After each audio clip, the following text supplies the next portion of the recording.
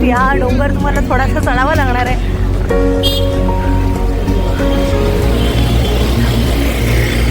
इथे आपण खाली पाहू शकतो काही गाड्या खाली पार्किंग झालेल्या आहेत, कारण हा चढ खरंच खूप कठीण आहे. त्यापेक्षा पायी चाललेलं सगळ्यात सोपं.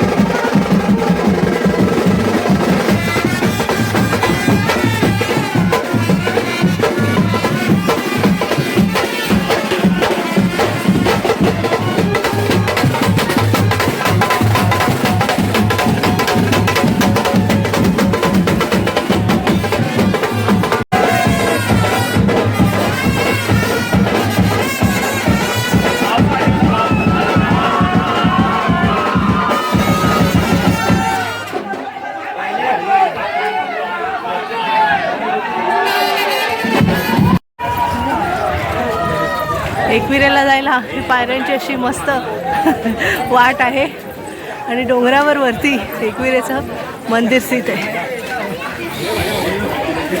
इथे दुतर्फान सगळ्या मंदिरांमध्ये असतील अशी दुकानं आहेत ओटी घेण्यासाठी, प्रसाद घेण्यासाठी आणि खाद्यवस्तू, खाद्यपदार्थ घेण्यासाठी सुद्धा दुकान. एकविरेची चढण चढताना पायऱ्या बघू शकतो, थोड्या कठीण आहेत पण चढाव्या तर हव्याच.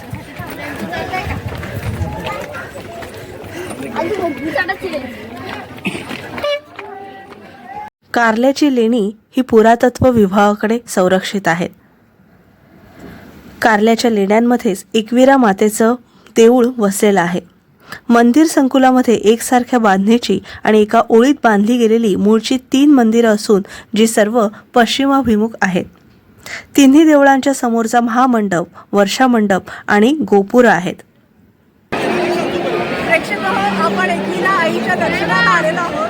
हे ठिकाण मुंबईमध्ये लोणावळ्यापासून 8 किलोमीटर, मुंबईपासून 97 किलोमीटर आणि पुण्यापासून अवघ्या 49 किलोमीटरवर आहे. मुख्यतः हे आगरी कोळी लोकांची कुलदेवी आहे, पण तसंच त्याबरोबरच दैवज्ञ ब्राह्मण आणि CKP हे देखील या समाजाचे लोक आहेत. इथे देवीची उपासना करण्यासाठी येतात, पूजा करण्यासाठी येतात आणि कुणबी समाजाचे लोकसुद्धा इथे दर्शनाला येत असतात. इथे शारदीय नवरात्र आणि चैत्र नवरात्र तसंच या इतरही भाविक देवीच्या उपासना करण्यासाठी इथे येत असतात. कारल्याच्या लेण्यांमध्ये आपण पाहू शकतो. त्याच्यामध्ये एक दंतकथा अशी आहे की इथे पांडवांचं वास्तव्य होतं आणि जेव्हा वनवासात असताना पांडव इथे आले तेव्हा देवी इथे प्रकट झाली आणि तिने एकविरेचं दर्शन इथे त्यांना दिलं आणि पांडवांनी इथे हे मंदिर बांधलेलं आहे आणि देवीने त्यांना एक अट घातली होती की एका रात्री ते मंदिर बांधून पूर्ण झालं पाहिजे.